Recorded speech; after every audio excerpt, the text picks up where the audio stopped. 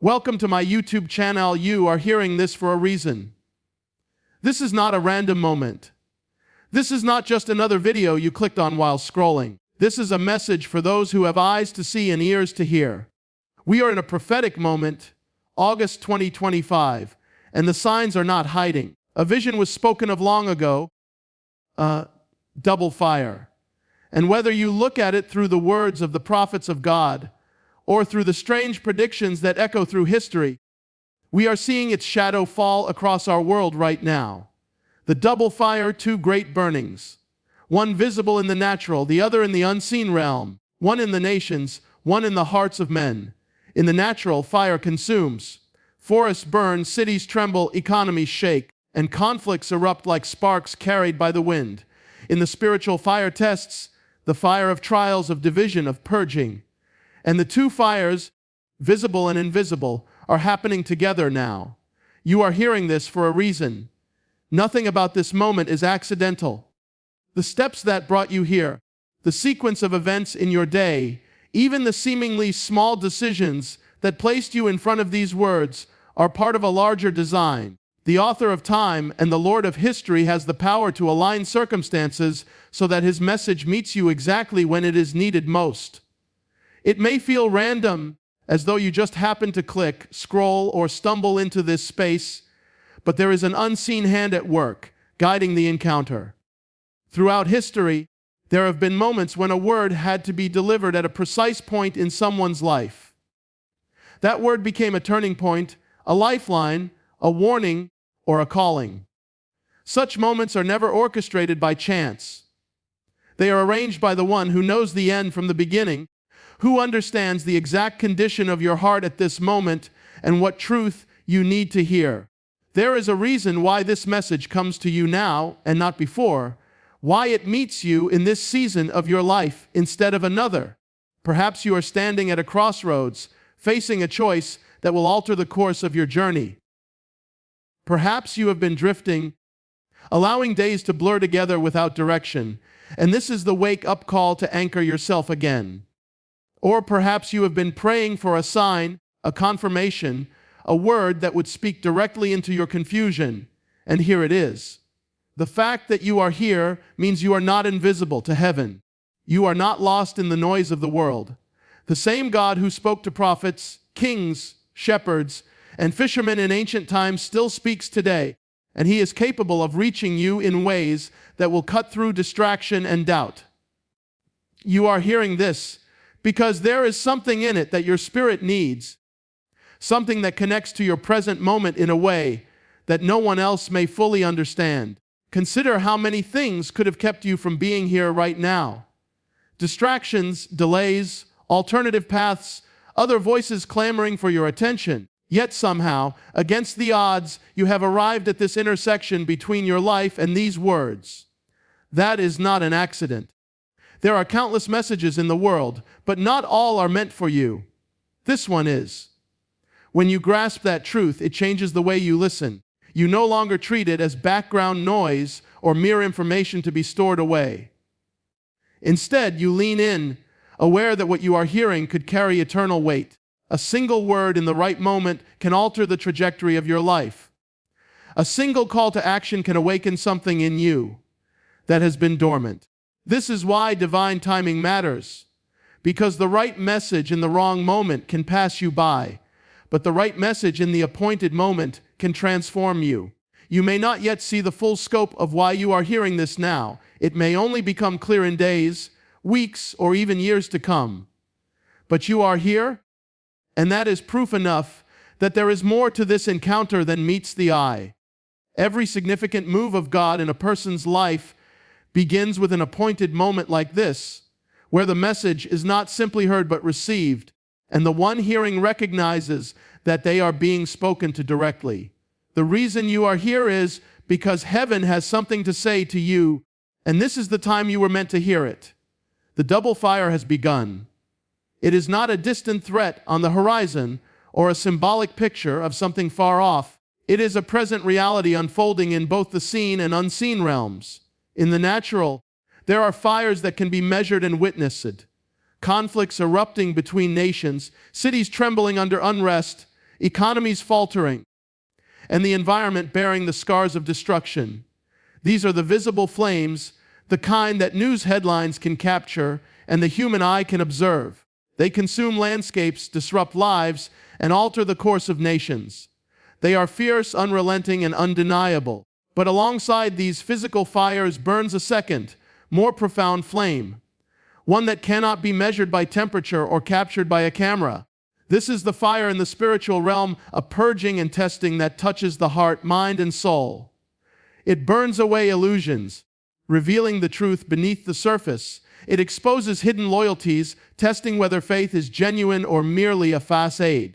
This spiritual fire reaches into places where no natural flame could ever go, stripping away pretenses and forcing each person to confront what they truly stand upon. The two fires do not burn separately, they move in parallel, each feeding the intensity of the other. The turmoil in the physical world presses on the soul, and the testing in the soul influences the way people respond to the turmoil around them. A shaking economy may expose whether a person's trust rests in God or in material security. Social upheaval can reveal whether love for others is rooted in the eternal or in the shifting winds of culture. A personal trial can uncover whether someone's hope is anchored to what is unshakable or to what is destined to pass away. This is what makes the double fire so dangerous and yet so necessary. The danger lies in its ability to consume what is weak, unstable, or built on false foundations. The necessity lies in its power to refine, strengthen, and prepare those who endure it with steadfastness. In Scripture, fire is both a force of judgment and a tool of purification. It destroys the dross but refines the gold. It removes what is corrupt so that what is pure can remain. The reality of the double fire means that no one can remain untouched. You may see the flames in the headlines and think they are far from you, yet feel the heat of the spiritual fire in your personal life. You may be walking through visible trials while also sensing the unseen battle pressing on your spirit. One fire affects your circumstances, the other affects your character. Together, they shape the course of who you are becoming and what will remain of you when the burning is over. The beginning of the double fire is not marked by one single event, but by a convergence of signs: political instability, moral upheaval, spiritual compromise, and the inner restlessness of people who sense that something has shifted beneath the surface. These signs have gathered, intensified, and now burn simultaneously. The natural fire warns the body, the spiritual fire warns the soul. Both demand a response. In the presence of this double fire, complacency is no longer an option. It is not a season to drift through days as though nothing has changed. It is a season to recognize that the testing has begun, that the heat is here, and that every choice made now will determine whether you are consumed or refined. The double fire does not wait for permission. It moves through the world and through lives, touching everything in its path. It has already begun, and the ones who endure it with faith will emerge stronger, purified, and ready for what comes next. Natural and spiritual trials are converging. What once happened in separate arenas is now unfolding together, creating a pressure unlike anything many have experienced before. In the natural realm, the world is marked by instability. Conflicts between nations are intensifying, economies are unpredictable, societal structures are strained, and disasters seem to come in waves. These are tangible, measurable realities that alter the way people live and interact. They disrupt daily life, demand immediate responses, and often stir fear and uncertainty. At the same time, there is a deeper, invisible trial taking place, a testing of the soul, a refining of the heart. This spiritual trial is not tied to physical borders or political systems. It is universal, reaching across nations, cultures, and languages. It presses into the personal spaces of life, confronting beliefs, motives, and loyalties. It asks questions that only the Spirit can answer. What is your foundation? Who do you trust when everything shakes? Where does your hope truly rest? When these two kinds of trials happen separately, a person might manage them with compartmentalized focus, dealing with the physical challenge while the soul remains untouched, or enduring a spiritual struggle while the outer world stays stable. But when they converge, each intensifies the other. An external crisis can bring to the surface inner doubts, fears, or weaknesses that might otherwise remain hidden. A spiritual battle can sap the strength needed to navigate physical challenges, making every decision heavier and every step harder. This convergence is not accidental. It is part of a larger shaking that forces people to see the truth of their lives and the state of their faith. The visible pressures strip away comforts and illusions, while the invisible pressures test the core of who a person is. Together, they work as a refining fire. Painful, yes, but also purposeful. Just as metal is purified when exposed to heat from multiple directions, so too is a life purified when tested in both realms at once. The convergence also reveals where true strength comes from. Those whose hope is built on shifting foundations, wealth, influence, reputation, or human systems, find those supports crumbling under the dual pressure. Those whose lives are anchored to something unshakable discover that even when the world is in chaos, they can stand. Trials in both realms strip away the unnecessary, forcing a return to what is essential. This season exposes the interconnectedness of the natural and spiritual worlds. A storm, conflict, or loss in the physical realm can carry spiritual implications, pushing a person toward deeper dependence on God or, for some, toward bitterness and despair. Likewise, a spiritual awakening or a surrender to faith can radically alter how a person faces external challenges, turning fear into courage and uncertainty into resolve. The two realms do not operate in isolation. Their movements affect one another, and the convergence of trials makes that reality undeniable. In this time, clarity becomes a form of mercy. The merging of natural and spiritual trials does not allow the luxury of indecision or neutrality. People are being pressed to choose, to decide where they stand, to determine what they will cling to when both the visible and invisible fires burn at the same time. This pressing is uncomfortable, but it also has the power to produce a depth of faith, a resilience, and a purity of heart that cannot be gained in easier seasons. The convergence is here, and it is reshaping the way life is lived. It is not just a passing difficulty, it is a transformation process that is unfolding in real time. Those who recognize it and respond with faith, humility, and courage will not only endure but emerge stronger, prepared for whatever comes after the fires subside. This is a season of exposure. The flames of testing are revealing what lies beneath the surface, uncovering what has been hidden in both individuals and nations. In times of ease, it is possible to maintain appearances, to keep flaws concealed behind the structure of comfort and stability. But when the fire comes, the coverings burn away, and what is genuine is seen for what it is. This exposure is not limited to outward actions. It reaches to the deepest places of motive, intention, and belief. The fire acts as a light that cannot be dimmed. It illuminates the foundations of every life, showing whether they are built on solid rock or shifting sand. For some, this exposure brings relief. The confirmation that their faith, though tested, is real and enduring. For others, it brings discomfort, even shock, as the fragility of their foundation becomes clear. Pretenses that once seemed strong are revealed as weak, and convictions that sounded convincing in times of peace may be shown to have no root in times of trial. Exposure in this season is happening on every scale. It is personal, as individuals face moments when their private convictions are tested in public ways. It is communal, as relationships and communities reveal whether they are bound by truth and love or by convenience and tradition. It is national, as leaders, systems, and institutions are shown for what they truly are, either aligned with righteousness or built on corruption and self-interest. The testing leaves no one untouched because the same fire that reveals the flaws also reveals the strengths. What is being exposed is not only weakness, but also hidden strength. Some who considered themselves weak will discover a deep well of resilience they did not know they had. Faith that has been quiet and unseen may suddenly stand bold in the face of pressure. Acts of integrity and courage, once unnoticed, become unmistakable when contrasted with compromise and fear.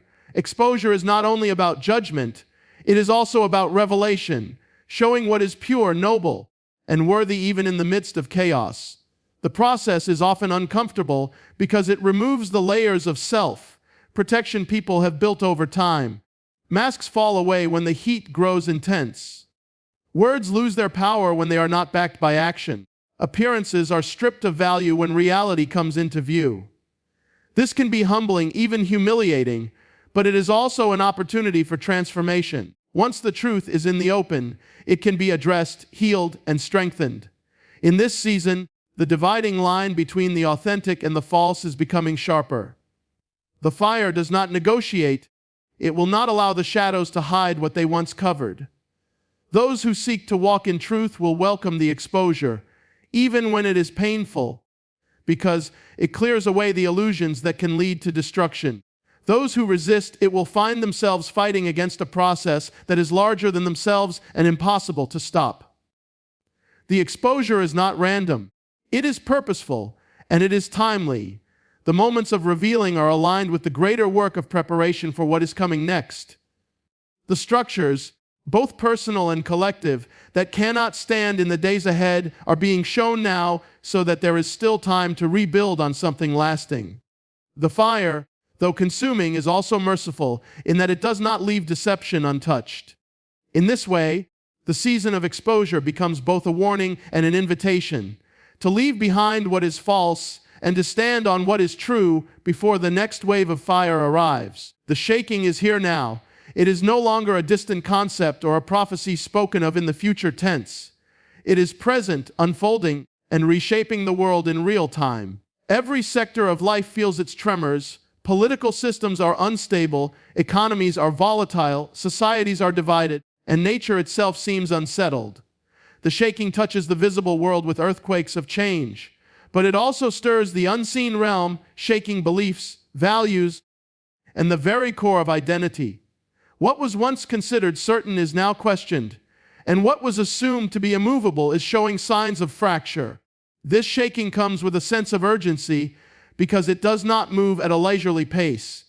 Events seem to accelerate, one crisis overlapping another, leaving little time to recover before the next wave arrives. People speak of how quickly everything has changed, how the familiar markers of stability have been removed or altered. Traditions, routines, and even cultural norms are being overturned. The pace of change itself becomes part of the pressure, disorienting those who are unprepared. In such a moment, the temptation is to believe that this is only a temporary disruption, something that will pass if endured long enough. But the shaking is not random, nor is it without purpose. It is allowed to break apart what cannot endure, to strip away what is unstable, and to separate the false from the true. Just as a physical earthquake reveals the weakness in a building's foundation, so too this shaking reveals where lives, institutions, and nations have been built on ground that cannot hold. For some, the shaking feels like a threat, but for others, it becomes an opportunity. When the structures of comfort and control collapse, there is space to build anew on a stronger foundation. What is being removed is often that which could not survive the pressures of the future. What remains after the shaking will be what is genuine and enduring. The process is uncomfortable and often frightening, but it also clears the ground for something better to emerge. The reality that the shaking is here now also means that the window for preparation is closing. This is not a season to delay decisions or to hope for a more convenient time to act. The time to strengthen foundations, to deepen convictions, and to secure what truly matters is not tomorrow. It is now. Each day the shaking continues, and each day it reshapes the landscape, leaving behind a world that looks less like the one before it and more like the one foretold by the prophets. In this environment, those who remain anchored will stand out. When others panic, they will hold steady. When systems fail, they will not collapse with them. Their stability will not come from their own strength, but from the unshakable ground on which they stand. The shaking will not bypass them. They will feel its force like everyone else, but they will not be uprooted by it. In this way, the shaking serves as both a trial and a testimony. The knowledge that the shaking is already here changes how life is lived. It calls for vigilance, for clarity of purpose, and for readiness in every area. It demands that priorities be reordered, that distractions be set aside, and that focus be fixed on what cannot be taken away. This is not the time for complacency, for the shaking will not wait for anyone to decide whether they are ready. It is already moving, already dividing, already revealing, and the only question is whether one will be found standing when it is done. Your response will define the outcome. In the midst of upheaval, fire, and shaking, the choice of how to respond becomes more decisive than the events themselves. The same fire that destroys can also refine. The same shaking that topples can also clear the way for renewal. Circumstances do not hold the final authority over a person's future. What determines the end is the alignment of the heart, the decisions made in the moment, and the direction one chooses to walk. The fire will not ask permission before it comes, and the shaking will not pause until everyone is ready. Both arrive with force, disrupting routines and dismantling illusions. Some will meet this disruption with fear, retreating into denial or clinging desperately to what is already crumbling. Others will see it as a signal to awaken, to take hold of what is eternal, and to let go of what cannot last. The difference between these two responses will be seen in the aftermath, whether a life is reduced to ashes or emerges purified like gold. When trials intensify, neutrality becomes impossible. The heat demands a decision to resist the refining work or to yield to it. Yielding does not mean passivity. It means actively aligning with what is right, even when it is costly, and allowing the temporary loss of comfort for the sake of lasting strength. Those who choose rightly may still face loss, but their loss will not be without purpose, and their endurance will prepare them for what lies beyond the present crisis. Every response sends ripples outward. The way one chooses to stand in the fire will influence others, family, friends, and even strangers who are watching. Courage breeds courage, just as fear can spread quickly. In a time when the atmosphere is charged with uncertainty, the example of one steady, faithful life can inspire many more to stand firm. The weight of this influence means that every choice matters more than it once seemed. This moment does not reward indecision. Waiting for a perfect clarity that never comes is itself a choice, and often it is a choice that leaves the door open for destruction. The call is not to have every answer, but to act on the truth already revealed. What is known must be lived, and what is right must be done without delay.